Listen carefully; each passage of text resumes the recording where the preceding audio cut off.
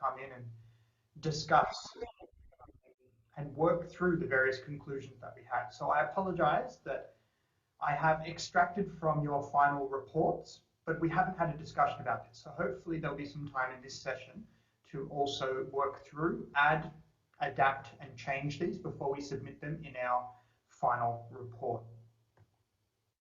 However, let's start with a few facts. Now, in the first session, I set out some facts about conservation agriculture in the EGP as of 2011.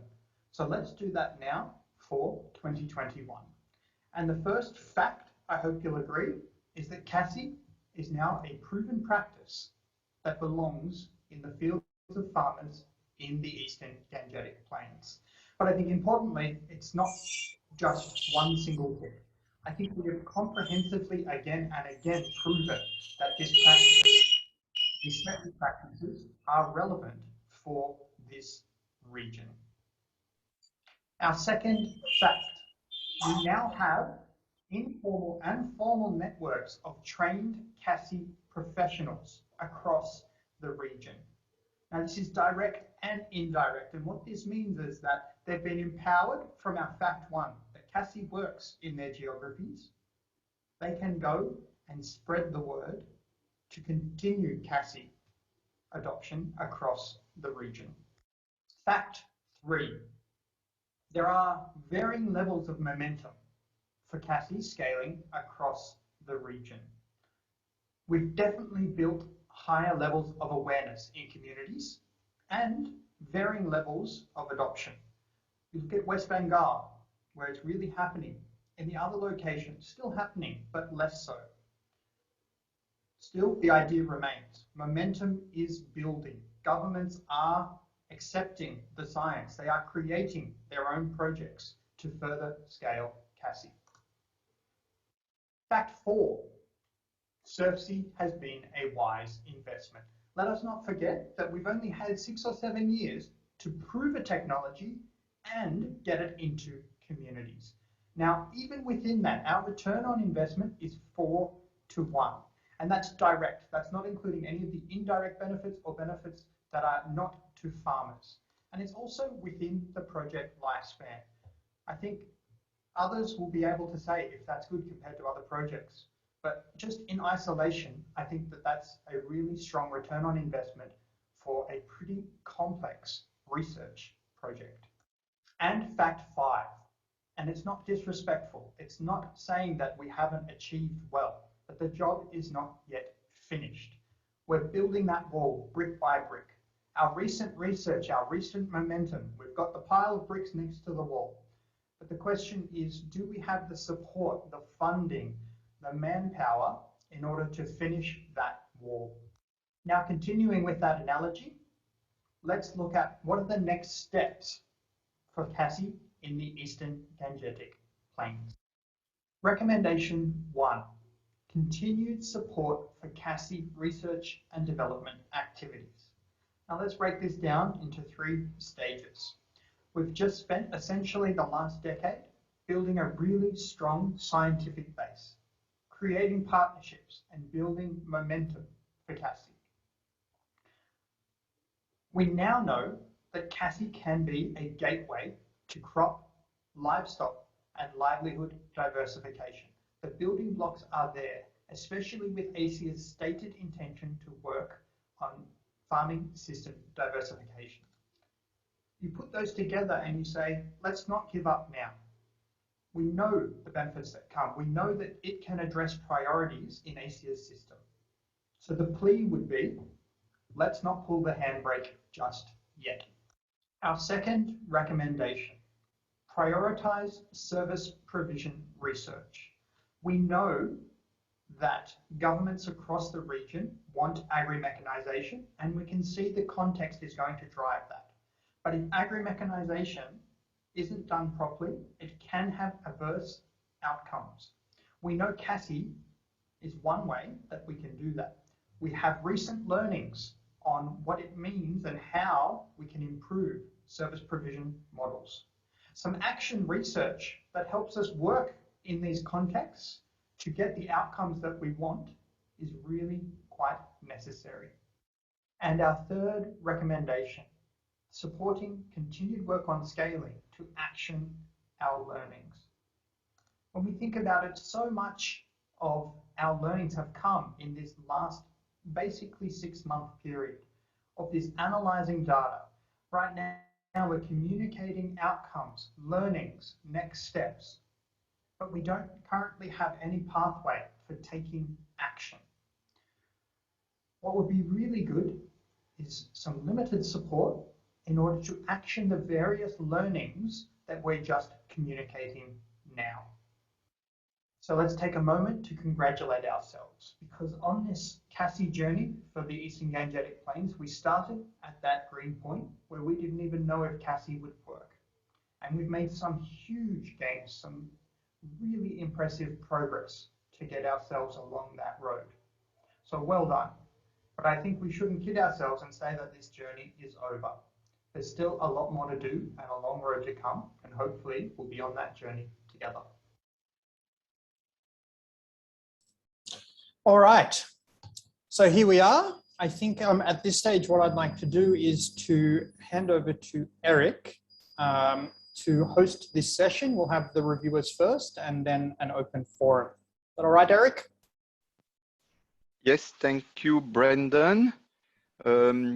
Greetings, everyone. Very pleased to see the enthusiasm and engagement we've had today. So without further ado, can I ask the reviewers to give us their queries and remarks if they have more to ask.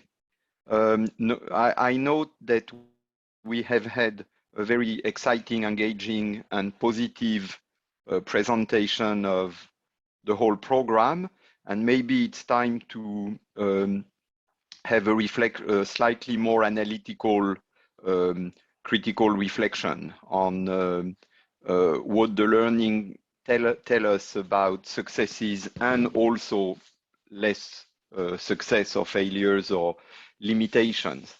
So Professor Hamid, you would like to start? You need to unmute yourself. Yeah, I try. Thank you. Yeah, go ahead. Thank you very much, Dr. Hartner. Thank you very much. First of all, I would like to congratulate the SRFSI team for the excellent implementation, successful implementation of the project. Although Dr. Brendan says that it remains unaccomplished because of the COVID and also because of the or time shortage of analyzing some of the data. Given that my reflection is that the number one concern is that COVID didn't allow us to visit to see the accomplishments. But we have the opportunity of getting the impression or through the presentation. So it's a very good opportunity to learn during these 3 days. It's a learning for me also. Then I would say that this is a project that directly translates the theory into practice. So once again, I want to congratulate all 3 project leaders who happen to be involved in the project, including Dr. Brendan. Dr. Brendan has brought some new ideas and thinking in analyzing and looking at the project implementation from different angles. And he rightly mentioned that it's an innovative approach. I agree and I thank him very much.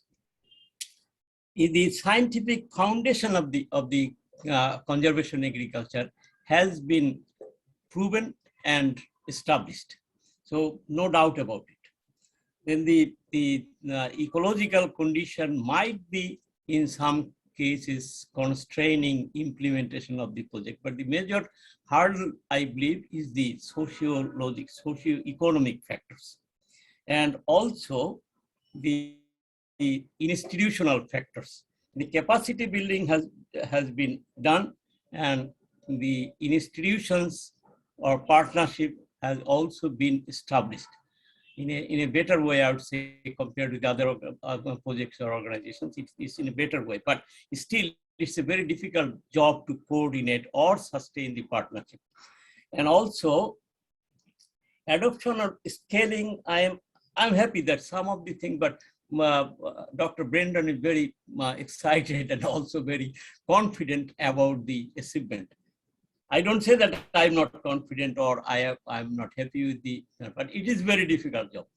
And initially it will remain a difficult job. I will recall the early days of green revolution technology. Farmers and policy planners, then the extension agencies were also not convinced of the high yielding varieties of rice. But now it is a reality, and the green revolution technologies has done so much for the livelihood and of the people in the region, also eradicating the hunger. So similarly, the case with the devastating effect of climate change, I would emphasize on that. This project outcome should be related or integrated with the approach to adopt or mitigate climate change. So I believe this was not taken care of for obvious reason. I understand if you jump on the climate change issue, then the people mindset will be different, because our institutions, and including research institutions, I'm sorry to say that institutions are also, research institutions are not really fully oriented to climate change issues. Although the frightening report that we have seen 2 weeks ago from the IPCC points to the dangerous situation that we will be facing. So I would suggest the ACIAR and the project partners to look into the matter, how it can help mitigate and adaptation in agriculture sector.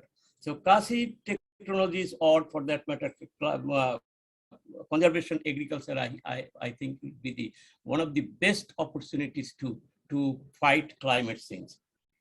So with these few words, and one more thing is that from my understanding, the farmers take up any technology on the basis of the profitability.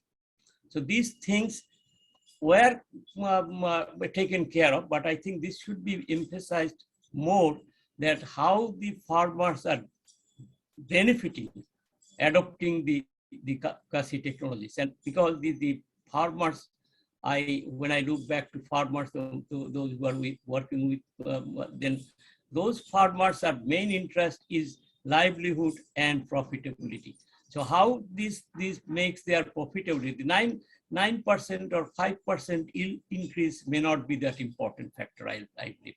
But the labor issue is a critical issue now in Bangladesh as well as in other countries. The labor displacement because of the other sector development, and that has created problem in the agriculture sector. The agriculture labor are now migrating towards cities. So that can be easy, or that can be tackled by introducing machinery. But the problem is the non-availability of machinery or non-subsidy or whatever. But if you take a power tiller as a case, the service provider can take up that. And I think many of the mentioned that service providers need to be strengthened or increased. I am very much with them, because, and also market is an important factor. How the CASI technology can take benefit of the market, how the small farmers are linked to the market. I think this thing has not been adequately researched or taken care of. I'm sorry, I might be wrong, but I think the number one issue is the market. Farmers are no longer, except a few farmers in the hill tracts of Bangladesh, I don't see any farmer doing their agriculture as a livelihood option. That is both livelihood as well as for income generation. So I think this market is an important factor that needs to be taken care of. Thank you very much for the moment. Thank you very, very much. Thank you, Professor Hamid. Very interesting. I note the various themes that require indeed consideration. Can I now ask the other reviewer who wants to go first? Dr. Manohara? Hi, Eric. Yes, I can go. Okay. Hello. Yes, please. Hi, everyone. Yes, can you hear me? Yes, very well. Yes, my connection is not very strong here. So anyway, first of all, I start by congratulating all the team and also partner for a very interesting, very much achieved project, I would say. What Brendan said, that now the scaling of the CASI technology just started taking momentum. Getting momentum is very important, and also building the experience and learning of this phase. Moving forward, I want to highlight some sort of reflection, and also, yeah, could be a very much my reflection maybe come from without not going to detail because of time constraint. Still, I don't have looked at a bit of analytical stuff in terms of the institution equity and inclusion. So my focus would be, I would start by saying that the whole issue of equity, we learn, we read, we also see in the presentation farmer, and women. So since Eastern Gangetic Plain, as I said in the first day, that it's very much diverse in terms of socioeconomic, political, access to resource, information. We need to really think. Brendan also this morning said that there is a data, disaggregated data is still to be unpacked. It is also good to know about it.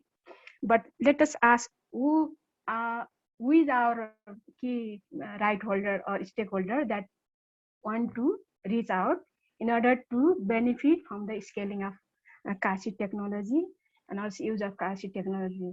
When you said pharma, if we said pharma in general, no, it is really very much mistaken in the science and development field also. We really need to unpack the disaggregation and also critical analysis, who are benefiting, who are losing, whether our approach is really not reinforcing existing power relation or not.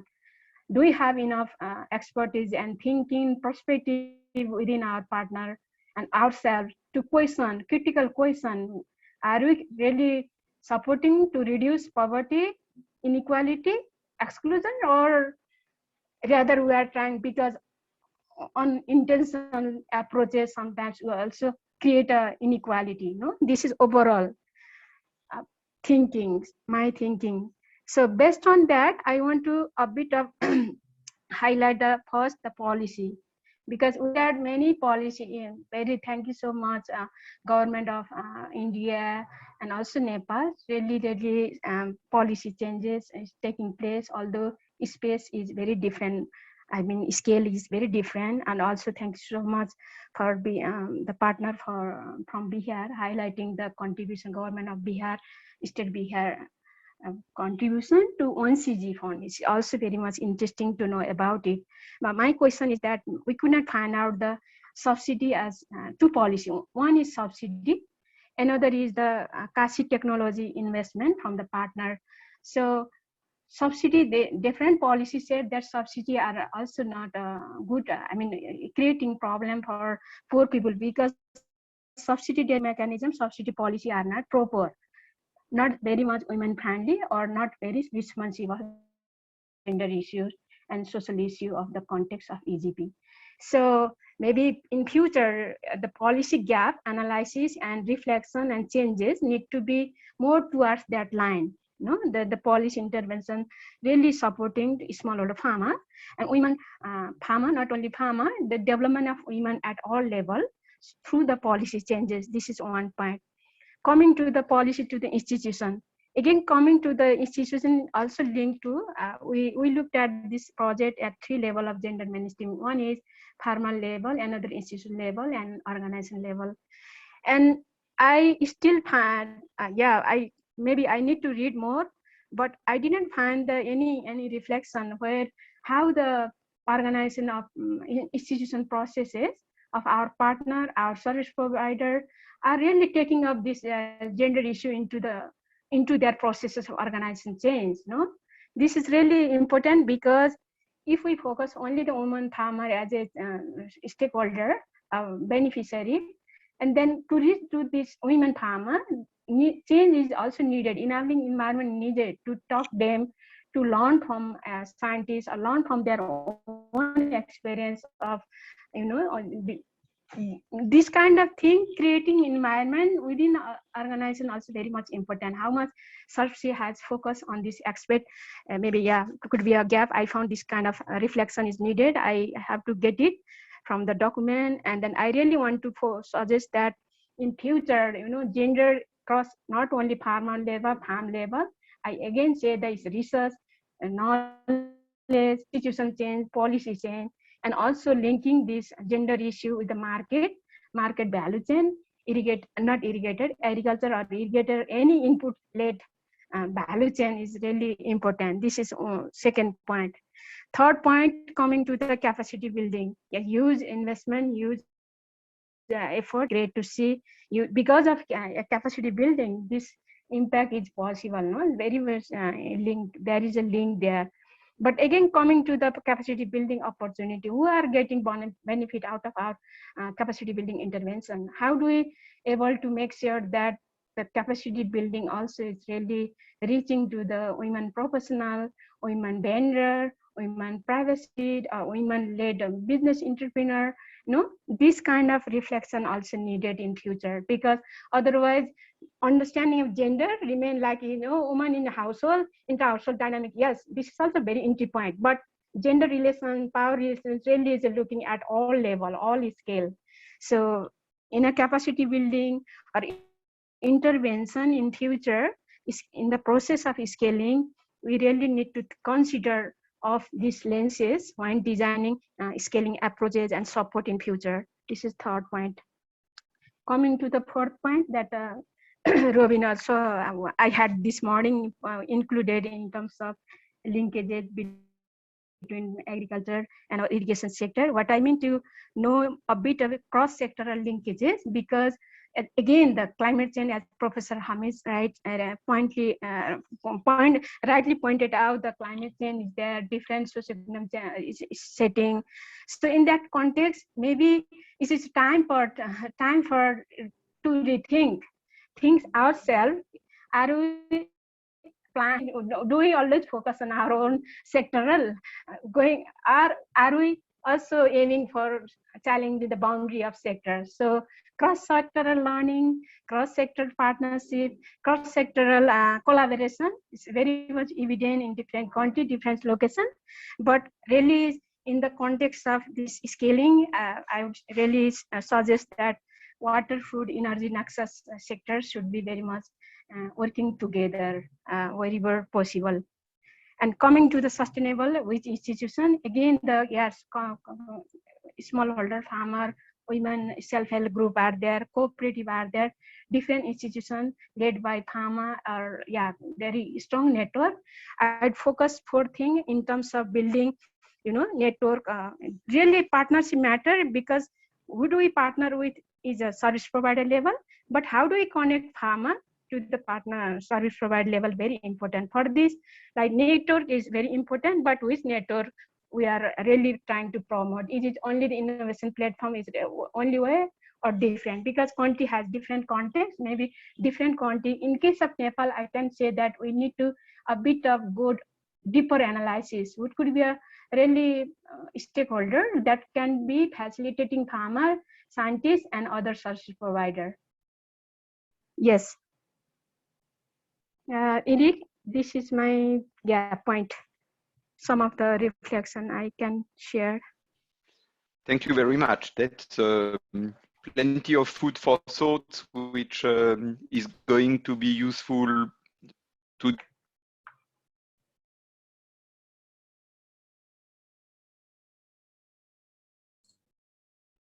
I think Eric's internet might be having troubles. Not sure if somebody give me a thumbs up that they also can't hear Eric.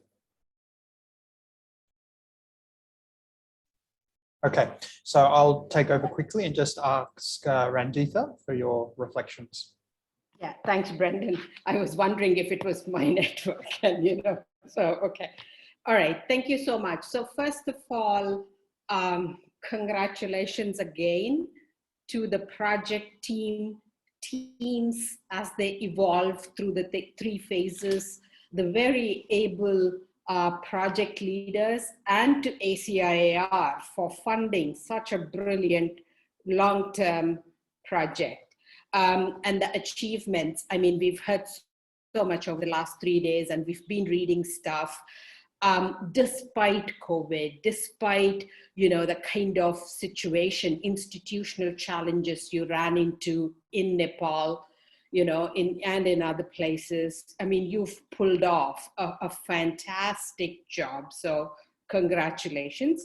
So we've heard a lot, we've had a lot of discussion, asked a lot of questions over the last 3 days as well. So I'll just focus on a few high-level, observations and maybe questions for you to think about as you finalize your report, but also plan on your next steps. So where do we go from here?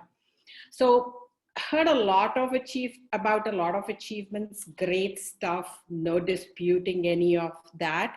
But what I missed was a little bit of that reflection and learning on several aspects. We've heard some of that coming through, but then, what would have been useful to know was, hey, we know a lot of things worked, great, but what hasn't actually worked? What could have been better? And there's nothing wrong if some things haven't worked. I mean, I would think something is wrong with the projects if everything worked perfectly well, 100%, and we didn't have to. I mean, it's not just about. I know COVID gave us some setbacks, but even beyond that, even if everything were normal, not everything goes perfect or to plan in project. So, and as in the interest of learning, in the interest of how we design future projects, I think it would be useful to get some more reflections on that, on the various aspects.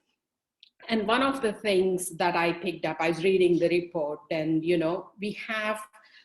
have presented what you call a theory of change. I probably wouldn't call it a theory of change, but it's more like a project framework. But if there were a theory of change, how did you use it through the project period? Did you reflect on it and then see, hey, are things going as per plan? What's not? But I can see we don't have a detailed theory of change, so maybe that might not actually sort of work. One of the things that came out, in the studies, might have been the first through the phases, that the technologies that were developed and recommended fit. They need to be in the AGP. Great. We can see that they are a great biophysical fit, but then we see only a few technologies are being adopted.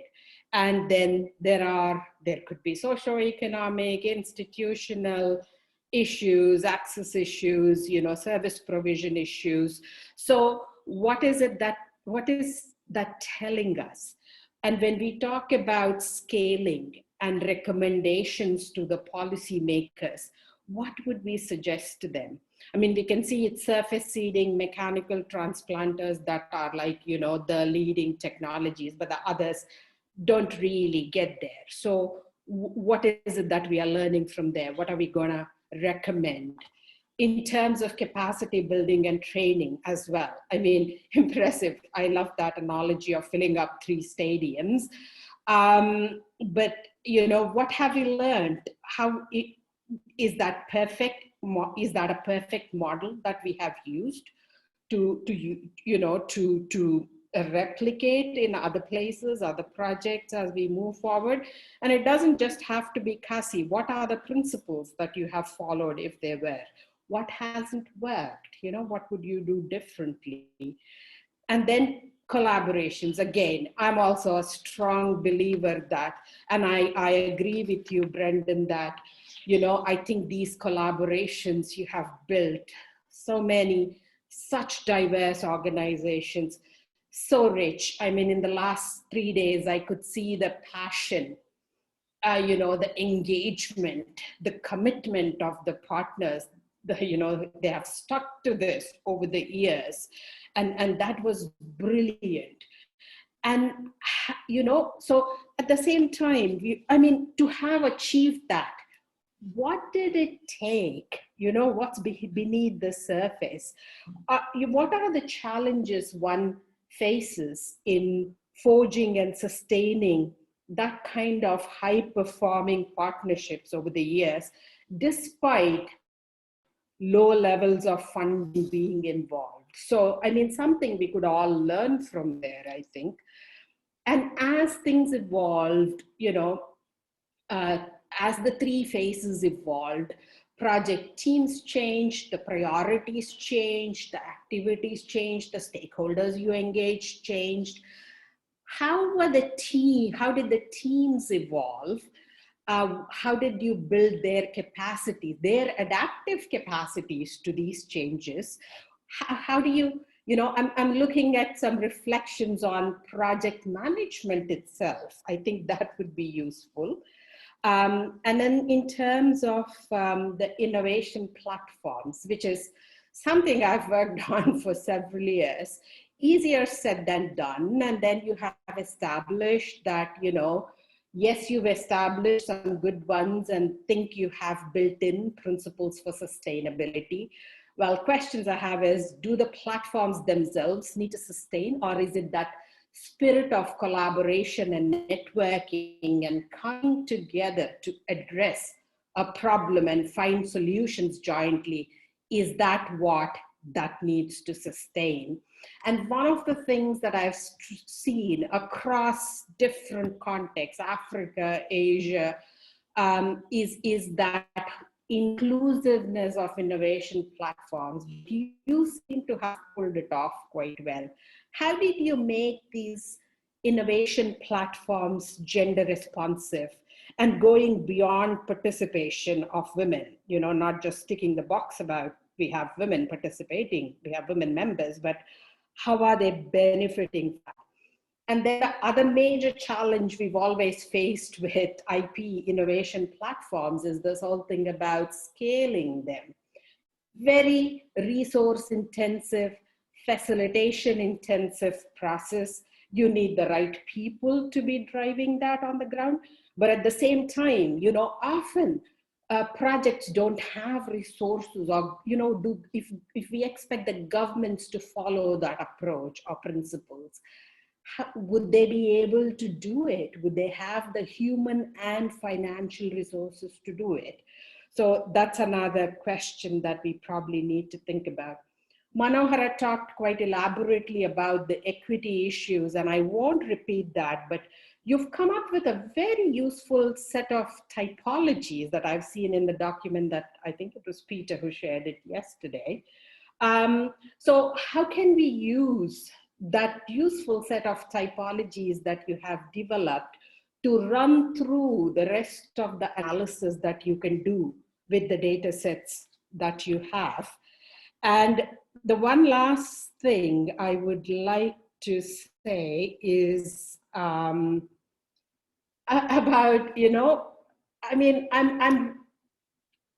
as I was saying, I really congratulate ACIR. I'm very appreciative. Long-term projects like these are so hard to come by these days. If anything, projects are becoming shorter and shorter. It's gone from 5 years to 4 years to 3 to 2, and they want miracles to happen overnight. But then there is something to say about these projects you've built on.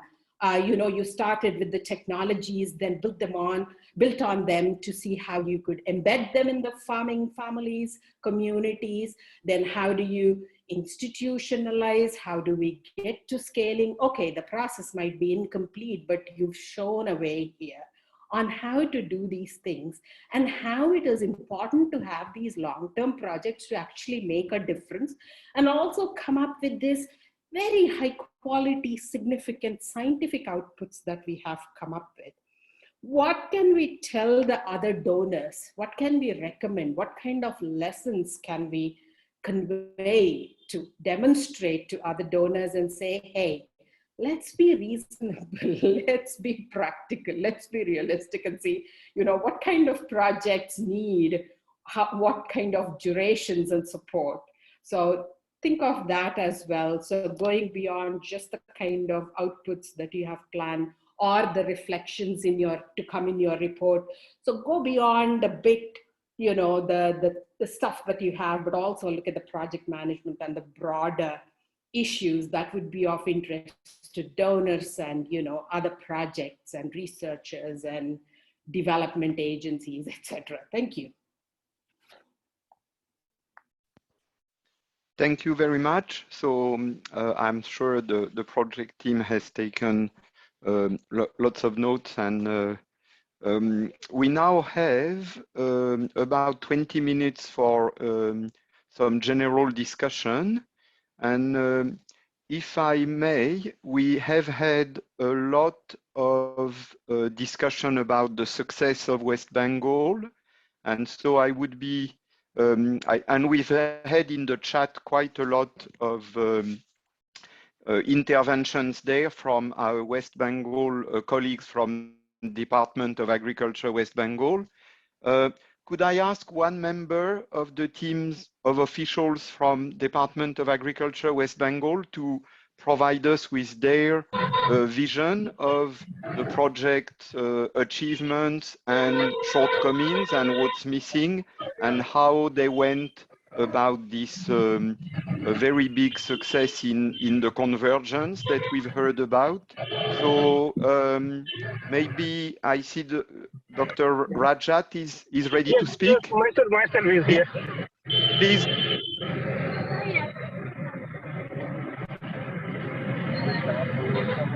Hello. Hello, am I audible? Yeah, you have a lot of background noise, Mr. Rajat.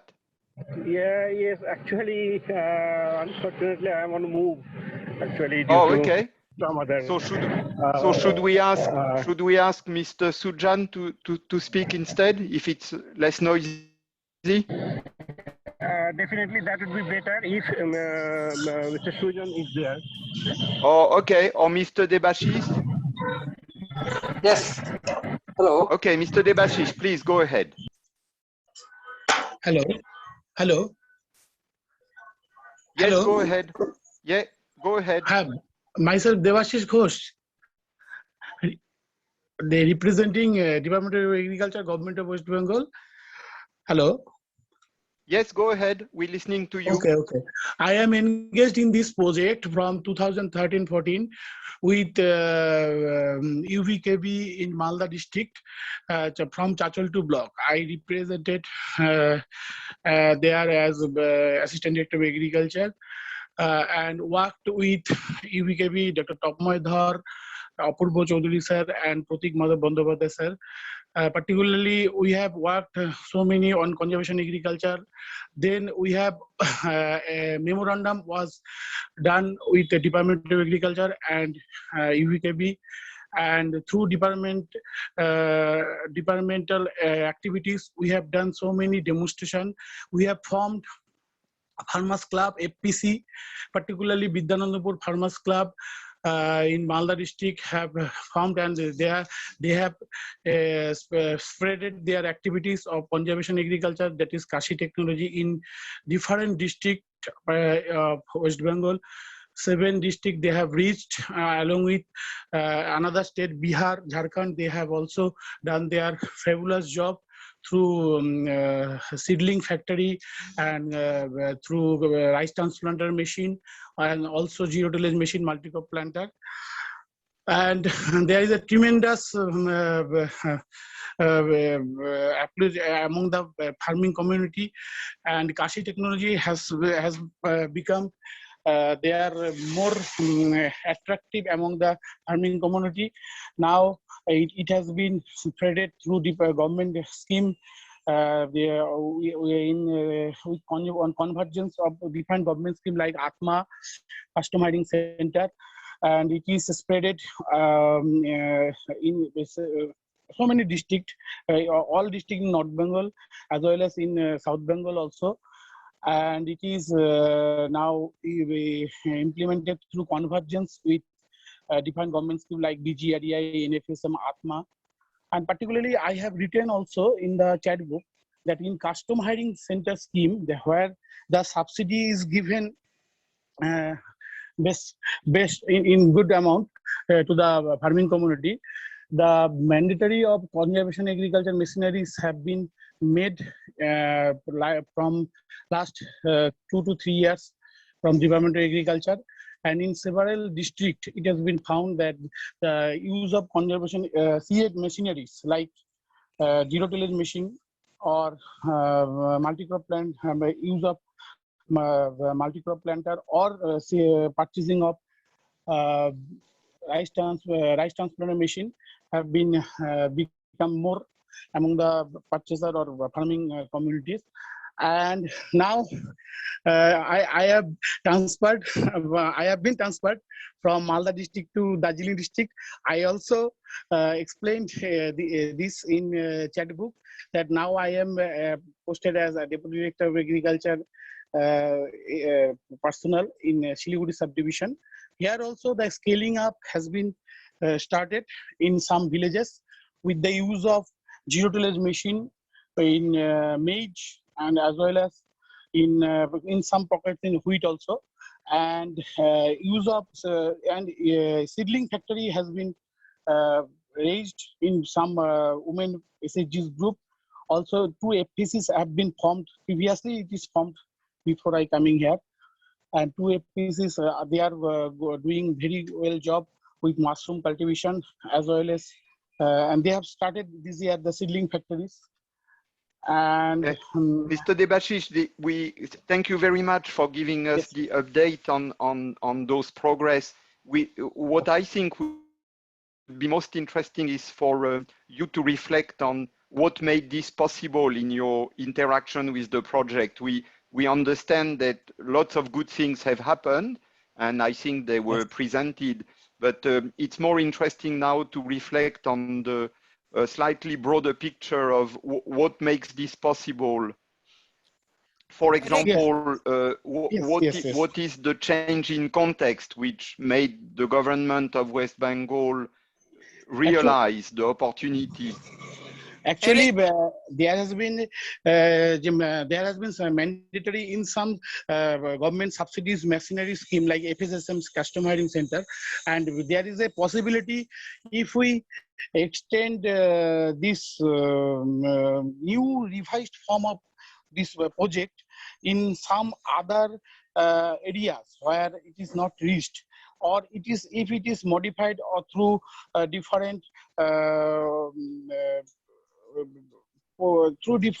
way, but it should be extended. It should be extended through demonstration. It may be through this demonstration. It may be through training, more trainings, more operator trainings. It can be extended.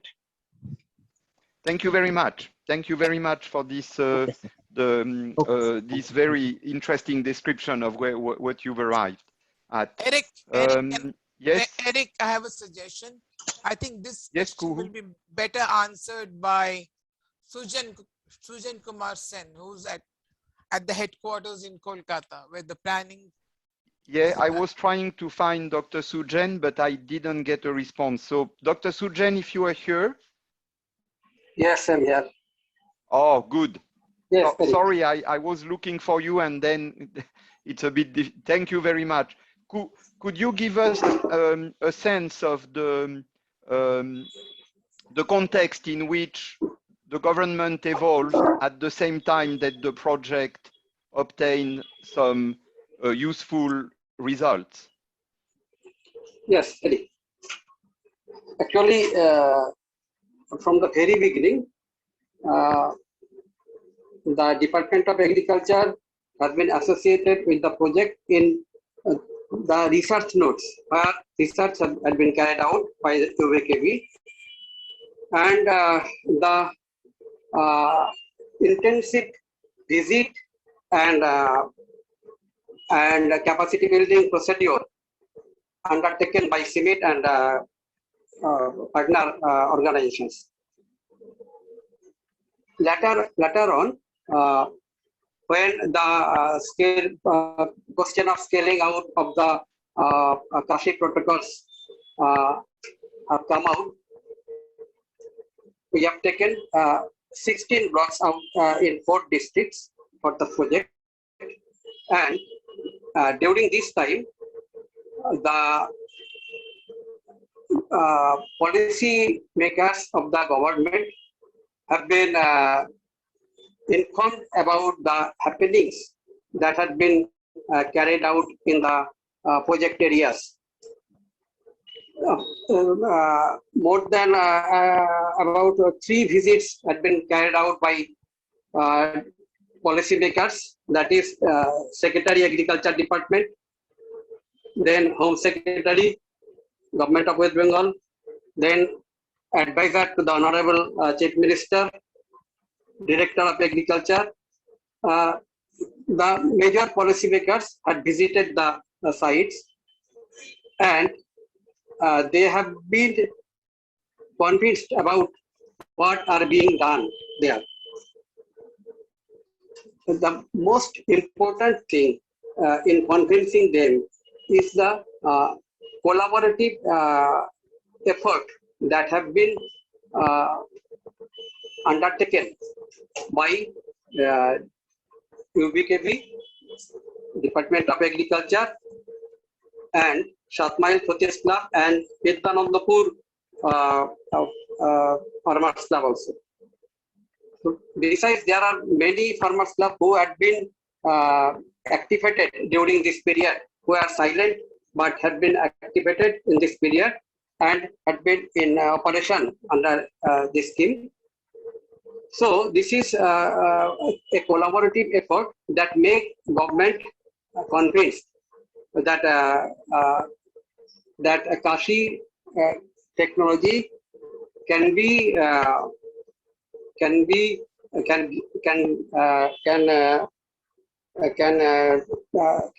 a major factor in changing the livelihood of these areas. And thank you. Also, thank you very much. Yeah, go ahead. Sorry. Okay. And another thing, that the involvement of the women farmers, that has been a convincing fact to the government. The women's self-help groups who are being involved in making mat seedlings for the transplanting through mechanized rice transplanter, and that had a major change in the region. And ultimately, these practices have been scaled out in the beyond the project areas of North Bengal, not only North Bengal, and also in some parts of South Bengal. And the government is happy with this project now. Very good. Okay, thank you very much. We've heard often about the women farmers, the women laborer doing the seedling nursery. And I found that a very creative way to create employment for people who lose the job that they had as a laborer in the field. But of course, in numbers, it cannot work to fully compensate, because there will be much fewer nursery women workers than there will be rice transplanter laborers. So that's a good partial solution to the employment problem, but it cannot be the final solution. Can I ask Dr. Mahesh to make a comment on the same topic, because Mahesh has seen the evolution of the system from the beginning. Mahesh, would you mind talking about the West Bengal story briefly? Thank you, Eric, and I will talk very briefly, because West Bengal was the most challenging and most complex when we started. And then when we evolved, and then in the end of the project, West Bengal is the best successful example. And why is that? Because one thing that all these, I call always is mafia of West Bengal. They are all colleagues, and they are each, student to each other. So they trust them. So here is more, to be kind of a network of personal as well as institutional. And that is similar, liking-minded people work together, that's make a big difference. So one thing is that's why it's happened. Another is that because they have, I will also very thankful to that, their hierarchy and then, their senior persons, they supported them, beyond their capacity. So vice chancellor and then directors, and then they engage with the state departments of like secretary, and then we also thankful to advisor of Chief Minister of Agriculture, Professor Majumdar. So all they become as a team, and they would like to see this as a kind of model for scaling in West Bengal. And this is the difference. And that's why this works well. Why it doesn't work well? It's also come because in Nepal, we didn't see this kind of true collaborations. So we felt as a SRFSI team to bring them very closely to department and NARC. So that's why we can see, and that was not due to that they don't want, but it was due to so many changes was happening in department in NARC, and that's hampered that. So these are the very simple things, but they can make a big differences. So that's why in West Bengal we found a big difference due to West Bengal Mafia team. Sorry for calling them. No, thank you, Mahesh. I think this is a very useful pointer to us that beyond all the technical and institutional analysis, we have the people, and the people matter very much, and their connections matter very much. And so it is indeed a great achievement to have used those connections for the benefit of the scaling. That's really good. I am now looking for other interventions, and I don't see any hands raised. Rick, hello. Yes, go ahead, Professor K.K. Das. So welcome. Just one supplementation of this success, and is that, to my thinking as a scientist and as a social scientist also, to my thinking is that sense is that first of all we have to keep it in mind that it was a farmers participatory trial, and it was continuing up to 3 consecutive years. 200 farmers were participating in that trials, and if you look towards these trials, it was acting like a demonstration, and 90% of these trials were successful.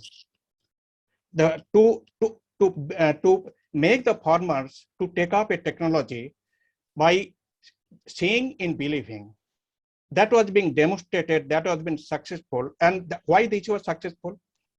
In Bengal case, I can tell you that we have got a very good team of experts, including Dr. Mahesh in that team. That he was like a core scientist, and he was every time. I can remember that since the beginning, he was coming, he was going to the field. Even he knows the farmers by name. So that sort of attitude, that sort of keen intervention in refining the technology and demonstrating to the farmers and telling the scientists that what is happening and what is not happening. I think that emotional involvement makes this successful. That is my Thank you very much. Thank you very much. I think you are confirming the importance of the human factor, the people's factor. And of course, that's something that's difficult to prepare in advance when you do project design. Thank you very much. We still have a few minutes to go, and I don't see anyone raising their hands, but I would like... I've got my hand raised, Eric. And Tamara. Oh, okay. Also. Yes, now I can't. Yeah, my dashboard is not good enough. Yeah, please go ahead. And then we have... no, yeah, go ahead, Tamara. Yeah, also has his... Okay, Tamara, please, you first. Okay. First, I would like to thank the reviewers for their comments. I think they were great. And a lot of those things, I guess, have also been either followed up in the broader program or will try to be addressed in a subsequent project. But I think in terms of SRFSI, I don't think we should underestimate the fact that it was part of that bigger DFAT funded portfolio. And I think the expectation right from the start was that things would be different to the way they were, to the way projects are normally done. So the expectation, I guess, because it was DFAT funding, the development angle, that was we could move further along the development scale, I guess, than ACR might normally do. And I remember talking to, again, this is back to the UBKV team, but I remember Apurva and Prateek saying, when they knew that they had the expectations for kind of scaling were there, it changed the way that they set up and the way that they thought about the research that they were going to do in West Bengal. So I think that's a really important point. And I agree with Ranjita about the time that we've had, that the team has had. So I guess even before, some of the project activities were funded before SDIP, but that's been, a decade of work, a decade to kind of undertake this work.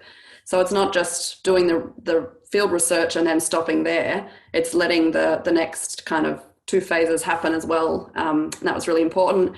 And the third thing is that, I guess, by ACR standards, this is a big project too. So funds haven't also been limited. So I think those 3 things played a part in what could be achieved. We will have a few more comments on the integration with the broader program just before we close. Thank you, Tamara. Can I ask now Mr. Ram? Yeah, Eric, I'm here, Tapama. Actually, I'm okay, Tapamai first, and then Mr. Ram. So briefly, please. That's a very short point. Actually, go ahead. One important point I have to supplement in addition to what Sujan and Maheshji speaking, that the small or the big farmers clubs who are involved in the project, actually we have treated them as one of the important stakeholder of the project and directly transferred the project from the university to them, so that they can feel like a owner of this project and implement the project activities in the node level very seriously. So in my point, this is also an important issue, why that project is successful and propagating in a very rapid way in different parts of the world. Thank you very much. That's a good lesson, and it confirms quite a lot of other activities where involving the key beneficiaries early is more effective. Can I ask Mr. Ram now for his viewpoint? Thank you, Eric. I have included most of my observations and achievements were made through this project in my 2 previous presentations. So just to help you people to make a summary of what went well, what didn't really go quite well. So I would like to highlight some of the issues that we faced during the SRFSI project there in 2 of the project districts, and altogether from the department perspective. And as Mahesh was highlighting, the coordination between NARC and DOA. The issues, in fact, were some of the structural issues we have still there, like small scale farming, and then the very difficult access to the service provisions, and governance related issues are there. Besides that, we faced 3 critical issues. If you ask me, I would say the approach related issues were there, like as I mentioned in my presentations, focused more on technology generation and less focused on the linkage between research and extension and to the farmers. That was one issue. Another was approach related issue was we focused more on zero tillage, and we left behind some of other possible CASI-based machineries interventions.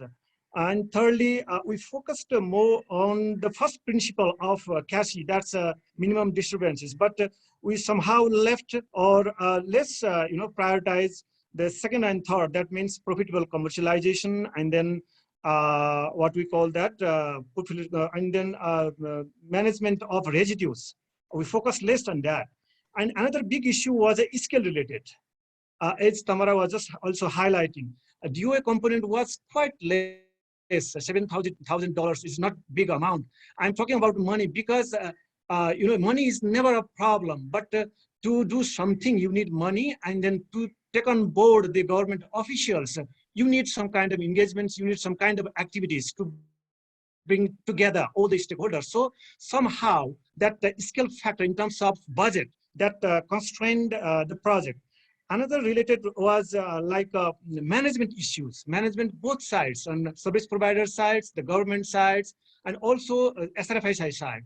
The SRFSI team kept changing, and so did in the NARC and the department. But very critical issue here is we have to go to into inspection and then tell ourselves that to what extent SRFSI team approach to the government officials and tried to to force the collaboration between NARC and the department.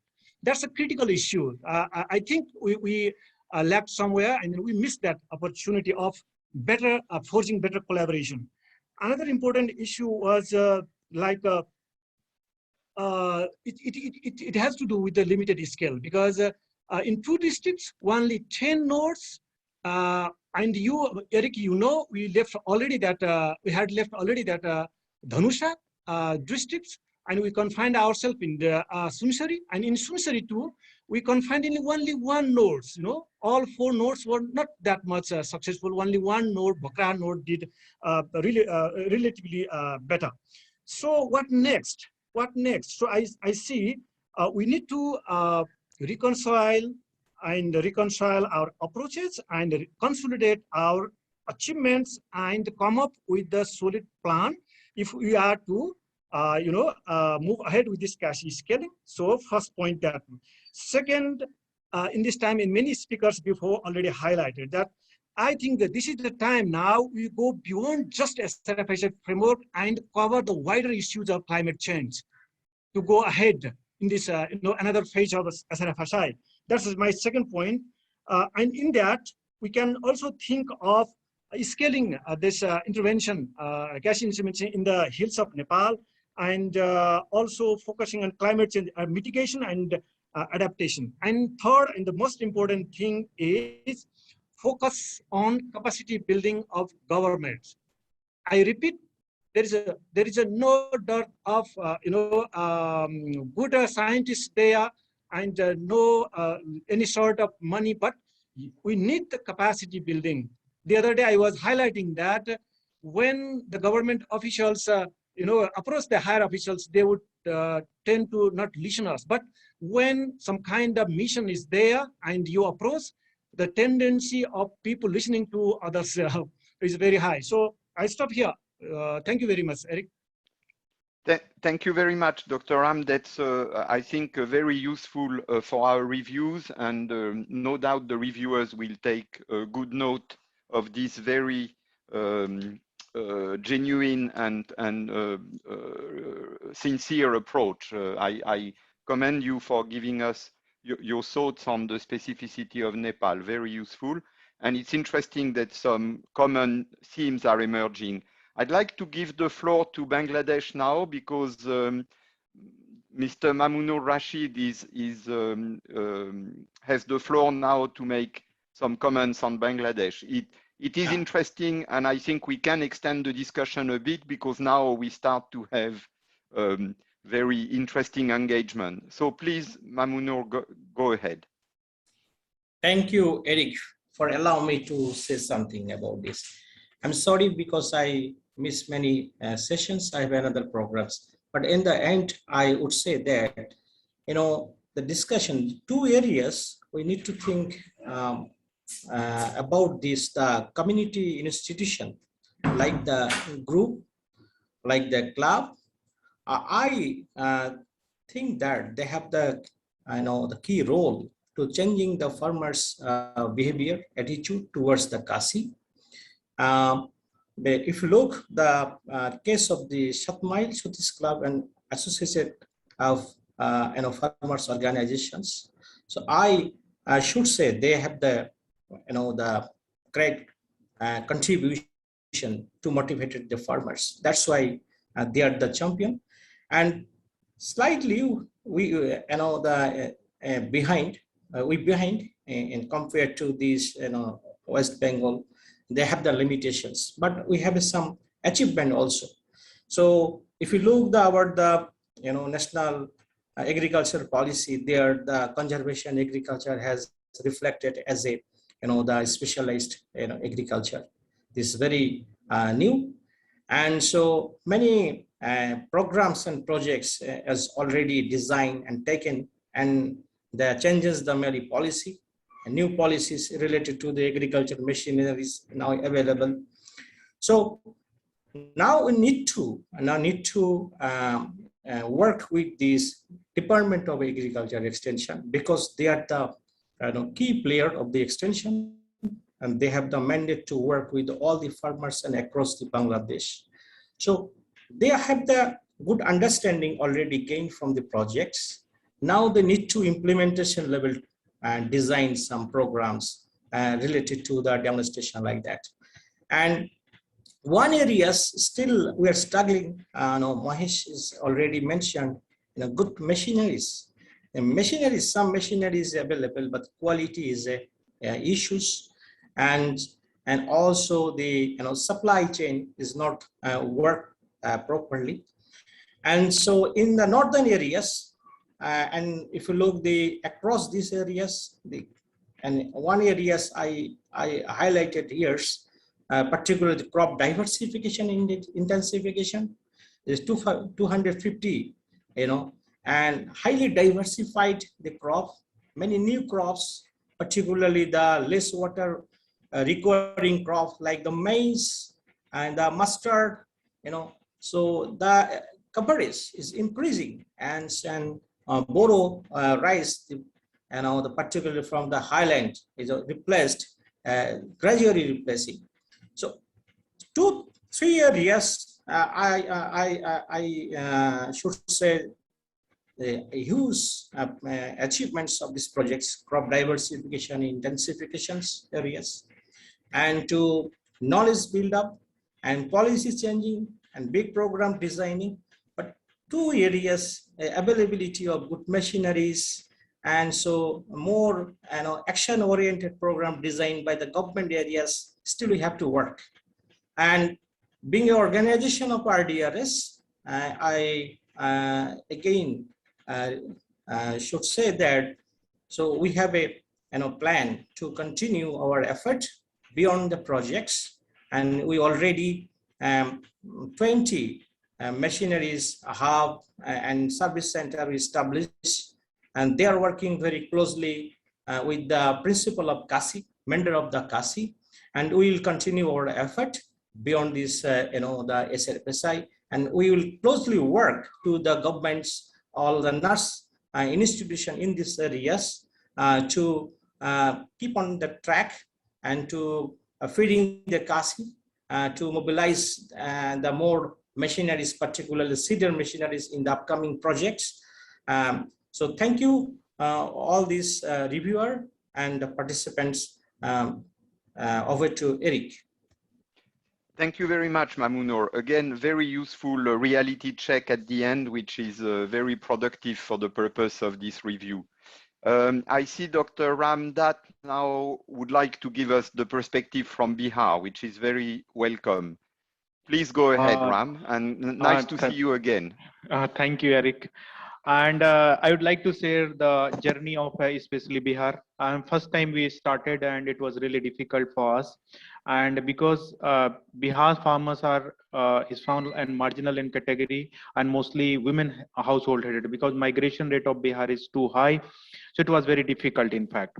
So the success, or I can say that initially it was 1 or 2 years, it was really difficult for us, and our trials were not up to the mark. So I could realize now that lack of capacity building, trained drivers, we were unable to do the things as per the standard protocol. But the success at initial stage definitely credit goes to about the SHGs, because Bihar is having the strong presence of Jivika and SHGs.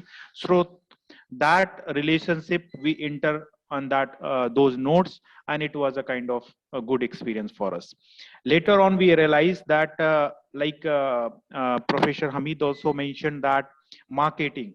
So Bihar is the one place where when we collaborated with Dehat, so they provided inputs in terms of quality inputs, and they also purchase their output.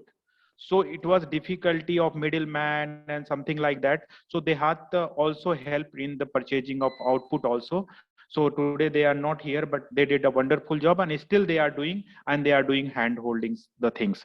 So that another learning for us, in fact. So collaboration was the kind of great success, and Mahesh is also helping during initial days for calibration of the machineries and other things. But yes, it was difficult for if some small maintenance and other things, because there was no workshop as such, so it was really difficult. Now more number of machineries are coming, so definitely that value chain or value chain will develop slowly, because other programs are coming. So initially only few machineries were there, so it was very difficult. So at later stage, for more wide reach and policy advocacy, we try to just show our showcase, and fortunately Bihar is supporting through mega projects, as I mentioned earlier also. So other than that, I think MOOCs was also a great learning and experience for us. So 10,000 people participated, in fact, on that way, and they also share their experiences, and now they are contacting us about the conservation agriculture, and we are connecting with the existing programs. So on that way, we are doing the hand holdings, and we are giving the references of ongoing programs, so they can contact and they can further take the benefits of those programs. So on that way, we started journey, and now we are sustaining our learning relationship and other things. So thank you very much. Thank you, Dr. Ram. Very useful reminder and conclusion about Bihar.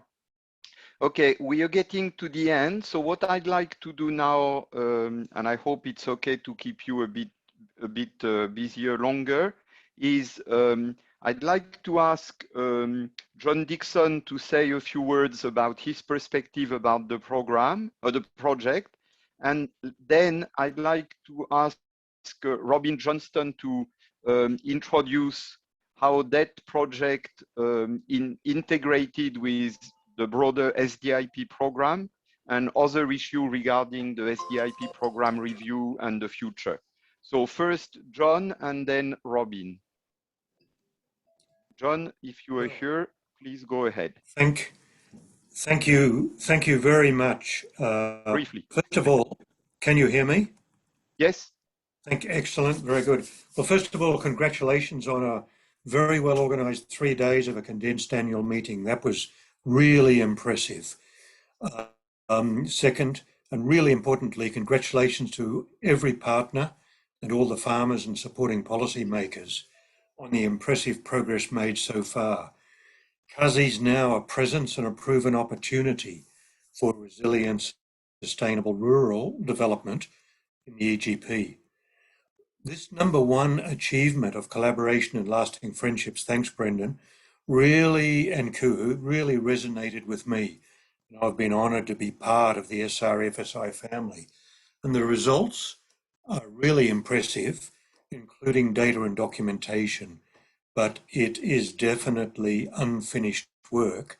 And part of that includes planning on how to pass the baton to local institutions at all levels. For example, articulating the full results to policy and science leaders in the region, that's still a lot of work to be done in that space. Making data available to universities and researchers for follow-on in-depth analysis, and reinforcing existing regional Kazi networks. Don't forget the success 20 years ago or so of the Rice Wheat Consortium across the countries of South Asia. Could the Centre of Excellence in UBKV, which is a great achievement, be supported or support itself a government-supported regional Kazi network, such as that which was approved in principle in Kathmandu, Nepal, a couple of years ago? Now, clearly, as I read and listen over the last 3 days to everything, the best successes have flowed where there was an integrated adaptive systems approach. And indeed, there was lots of adaptation, which fostered equitable outcomes along 3 core perspectives: whole farm and household together, local social and business systems together, SAT, meal air, service providers, etc., and the multi-sectoral policy system. That was pretty clear in my interpretation of the West Bengal success. And this is what flowed to the breadth of impacts, multidimensional impacts and diversification, absolutely critical point, plus the convergence and embedding in major programs such as in West Bengal, but emerging also in Bihar and probably in Bangladesh. So I'd like to finish simply on one point.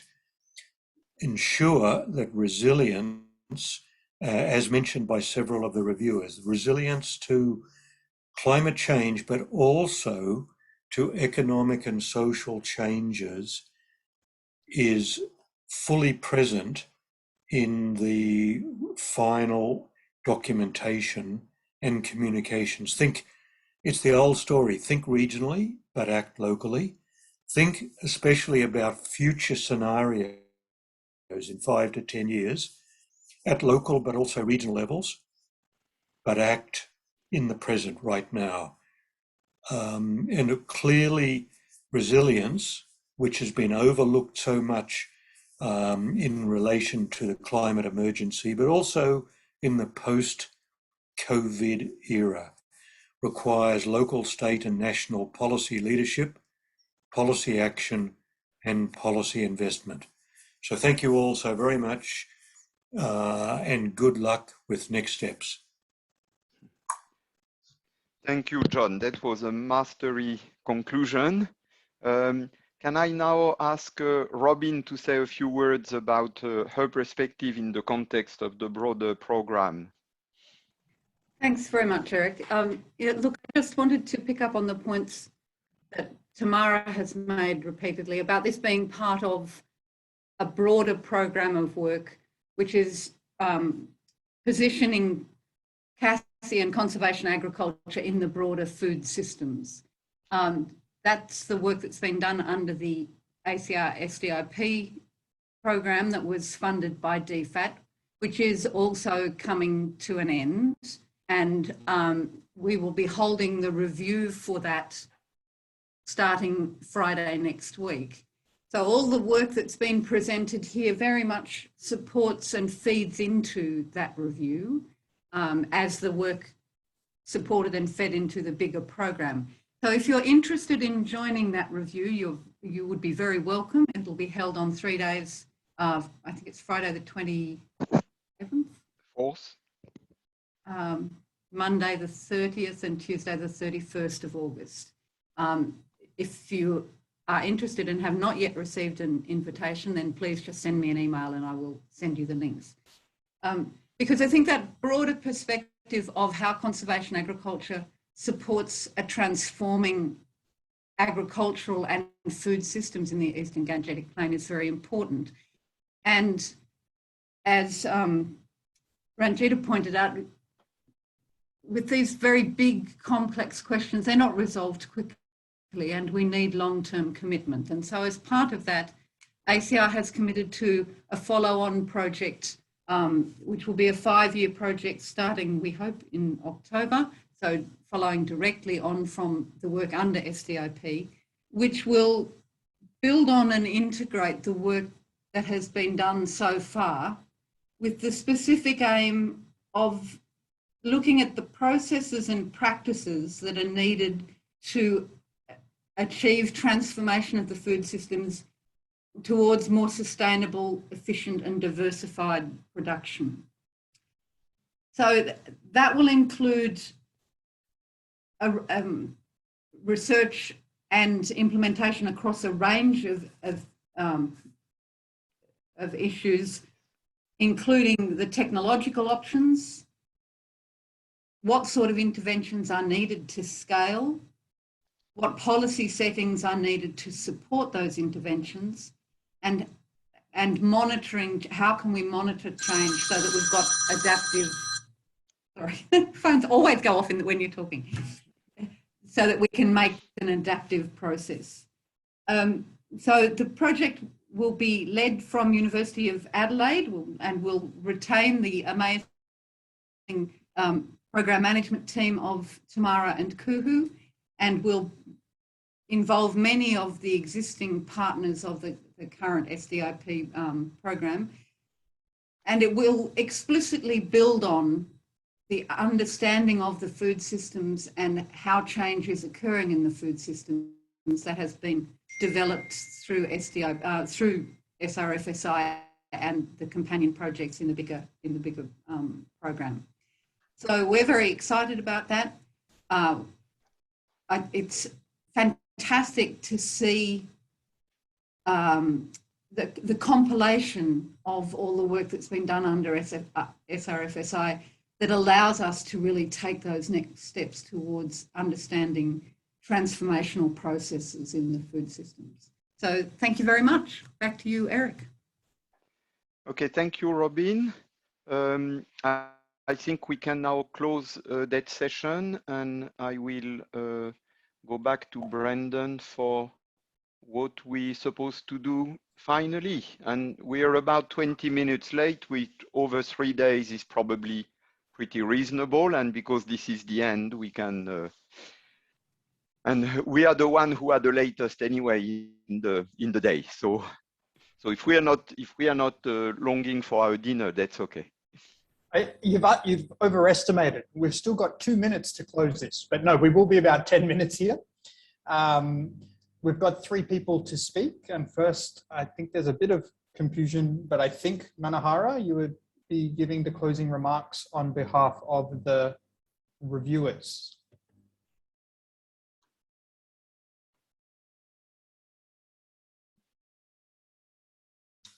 Hello. Hi.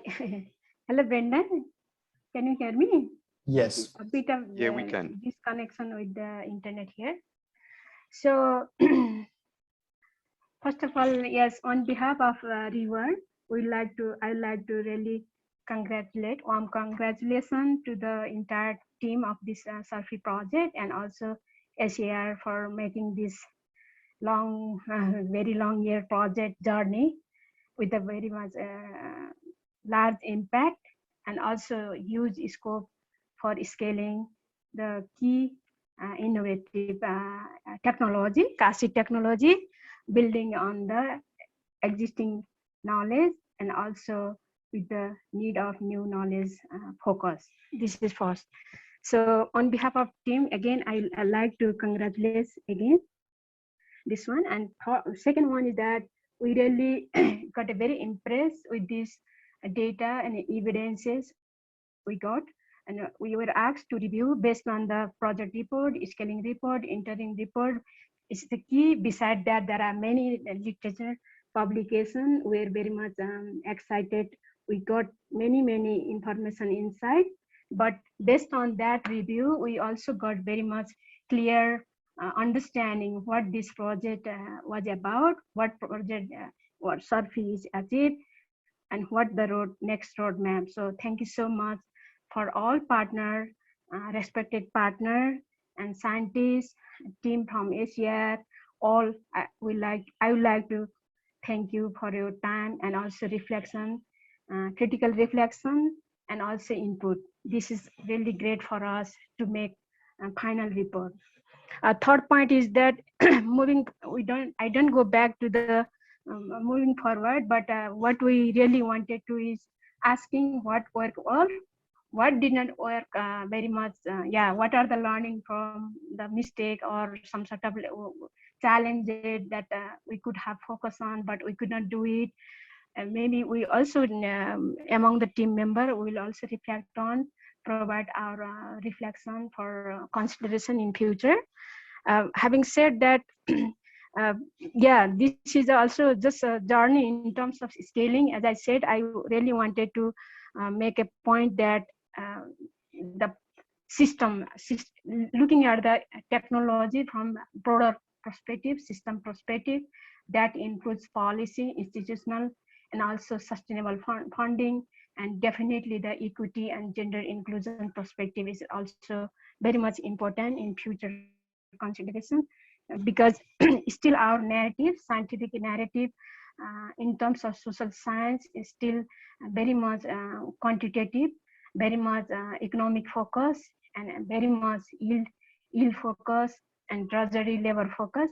But a bit of qualitative assessment, even asking critical question, what does it mean in terms of whole system social change processes, no? This kind of reflection also needed for research for development package, so that we as a researcher or development practitioner, also policymaker, this kind of narrative, new narrative is really needed in the context of Eastern Gangetic Plain, so that our policymaker, what social scientists is really trying to communicate. So making the connection based on the research, communicating to policymaker and layperson, pharma, all stakeholders need different kind of strategy. So we also learned that our strategy of learning science-based evidence communication, and also communication strategy and focus, and how do we define our target for audience, no? This also matter. We also have that kind of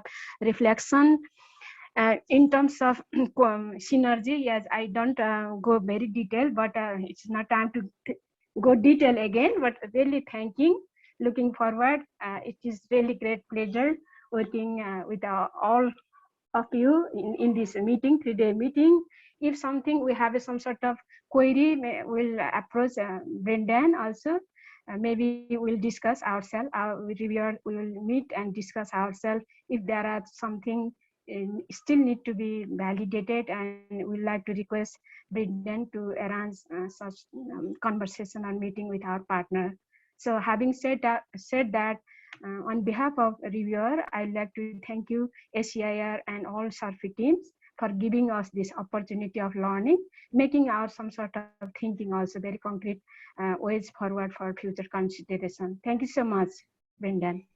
Thank you so much, Manohar, and thanks to the reviewers for your insightful questions and queries. And of course, we look forward to interacting any additional meetings that you require for that. All right, we'll move on over to Eric for his closing remarks. I'm not too sure there's so much more to say, Brendan, especially since I already mentioned my gratitude to the people of the project who taught me so much about the concept of conservation agriculture, and also about farming in South Asia and the Eastern Gangetic Plains, and in particular Dr. Mahesh. So it's been a great pleasure and great to be part of the journey. And I'm grateful to John for handing over such an interesting project. I'm also very lucky and fortunate to have had to work with the so talented people in ACR, with Robin and with Tamara and Kuhu, and with our office in South Asia, which has made things light work and always enjoyable. And then, of course, with all the project team.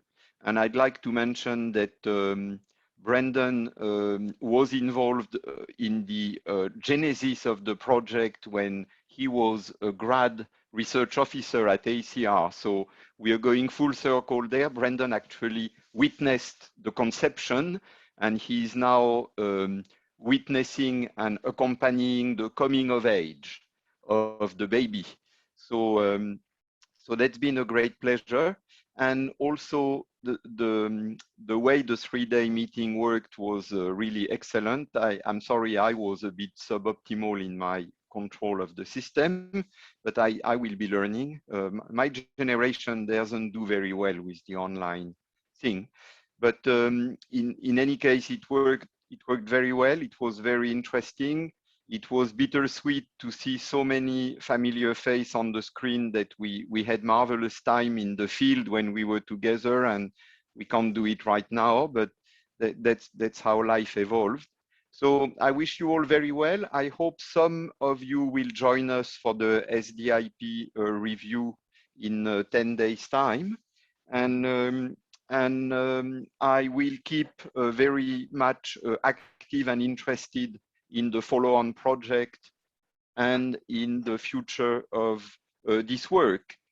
Before I finish, just going back to some more specifics, which I forgot, is to mention that some of the intellectual innovation that Brendan brought to the field in terms of analyzing the data with frameworks and trying to get us to go beyond the binary notion of adoption are very welcome and are fitting well with more of what ACR is going to do. Also, my observing of the last couple of years of the wider and rapid adoption of the happy cedar in the western side of India shows how much some of the innovation that we promote are sensitive to context and to contingent, unpredictable events that the project has limited influence on. But nevertheless, even if it takes time, it shows that good innovation, well-researched, well-optimized, and with good consideration of the needs of users, eventually finds its way in the portfolio of options that people have available to modernize their system and improve their lives. So there is a space for putting the innovation as best developed as we can on the table, recognize the limitation of the system to adopt and adapt them, and know that when the time is ripe, the research work is actually applied and implemented. And we see that in our field maybe a bit slower because agriculture is a long-term practice, but we see this unpredictable innovation which suddenly becomes extremely useful in other fields of life, and there's no reason why agriculture should be any different. So thank you very much to all, and hoping to stay in touch in the future. Thanks very much, Eric. All right, we'll finish off here. So we finally got here, the end of Surfacy. We thought we would never make it, but here we are. Just to take a moment, really to acknowledge and celebrate everything that we've achieved, and thank everybody for their immediate participation in this meeting, but also obviously for your efforts over the last decade that have made this come together. There's so many people that could be thanked here, and it's impossible really to do it. I'd love to share anecdotes with every single one of you on the call. Obviously, we would be here with hours time to do that. So I'm sorry I can't acknowledge anybody, but a few key individuals. Firstly, John Dixon for his vision and guidance in establishing Surfacy and what seems like so long ago. And obviously anybody that's worked with John, the enthusiasm is infectious. The way, the energy that he brings. So thank you, John, for I'm sure what was a huge task in establishing this in ACER and DFAT systems and getting the ball rolling there. From the ACER team, Eric, Robin, Pratibha, Chitali, Tamara, Kuhu, thank you so much for enabling us to do this, and particularly for putting up with the constant requests for extensions. Glad we're done with extensions now and variations now. And obviously we're recognizing DFAT for their funding as well there. More personal level, again, love to thank everybody, but a few key people, particularly Mahesh and TP as the previous project leaders for establishing this project and creating the foundations that we worked off. I think particularly thinking about Mahesh, how can anybody possibly lead a project after Mahesh when if you mention Mahesh's name, the smiles come out and, oh, Mahesh, he did this with me, he did that with me all this time. So Mahesh, you certainly set the bar there. Thank you so much for everything that you did in establishing Surfacy and just your huge efforts that you put in. Closer to home, the team of Anjana, Emma, Pragya, Akriti, Manisha, tirelessly attending to all my requests and my changes of mind. I'm told I owe a lot of cookies once we're all back in the office. So I'm not sure if I'll ever repay the cookie debt. I'm definitely looking forward to a time when it's all safe to be in one room together. Even just leaving my house in Kathmandu also would be nice, but also going with you to the field, talking with farmers, learning so much from everybody. And I'm sure that time will eventually come. It feels like the journey is ending, but as I said, number one, partnerships and friendships. So I think we're all really got these strong connections that will continue onwards. So I think we came together to prove that CASI was relevant, tick. We saw that it was, and we did everything we could to get farmers to try it, to know about it, tick. And we may not have quite conquered yet, but I think that we should just be so proud of our achievements. So well done, everybody. And so I think that's it. I've got the ceremonial bell out. I'm not sure if we have to retire it or not. Maybe Peter Brown will have to buy us a new bell for the new project. I'm not sure the logistics of that. Maybe as a last thing, we'll see if we can crash Zoom. I'm sure that would be an achievement. If you want to put your microphones on, clap, however you want to celebrate while I ring the bell for the final time. So thank you so much, everybody.